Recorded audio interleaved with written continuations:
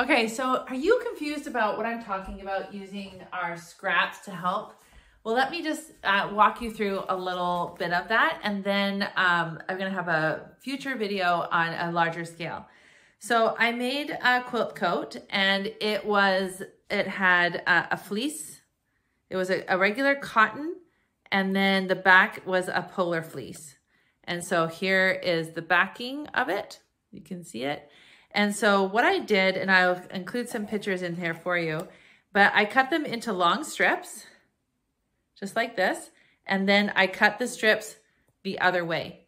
And so what I recommend, if I made some Christmas ornaments. Lisa Bonjean has really cute Christmas designs. I can link it here in the subscription. And actually, I'll just give you a little tip of what I was doing.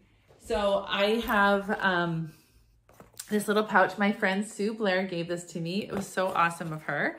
And so what I've done is I keep all of my needles and the threads that I'm using for the projects. And then I have all my little projects in there. So I have my needle, I have my threads, and I have my little scissors. And so I can keep these projects. So this one is actually finished. These are the little candy canes. And so I have them stitched. And so I'll of course sew them right sides together, put them inside out. And I used this filling. So you want to have it about, so this, I wouldn't use the full strip. I'd have to cut the other way. So they would be about 1/2 inch by 1 inch or so. And this is a perfect size to stuff the ornaments.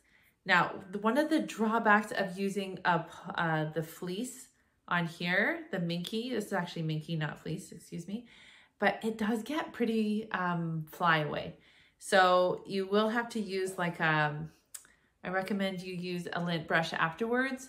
But when you know that you're helping the environment, and these are just perfect. The other thing I did when I was making my Christmas ornaments is I actually bought some cloves, and I put the cloves in there because it would smell really nice as a Christmas ornament. And I had some gingerbread men and gingerbread girls that I did that for. But if you wanted to put some potpourri or some sort of nice smelling thing in your ornament, I highly recommend it. It was a lot of fun, and I have to say that bringing my stitching along, especially during those really stressful basketball games, really helped calm me down.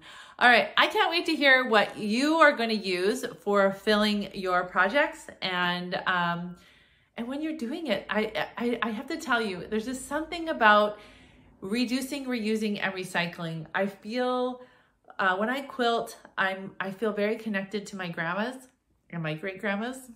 I always get a little emotional. That's okay. They were the masters of thrift. They took whatever they could and they created beautiful things. And so I want to encourage you whatever way you want to do it. I just so happen to spend a lot of time with a needle and thread and fabric, but whatever you want to do, watercolor, whatever that is that brings more beauty into the world and creating the joy on the inside out. I feel like so many women are trying to get themselves perfect on the outside so they can feel better on the inside.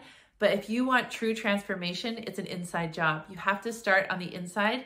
And then once you start doing that work for yourself inside, then it will amaze you at how much more beautiful and how much more fun that you're gonna have in your own life.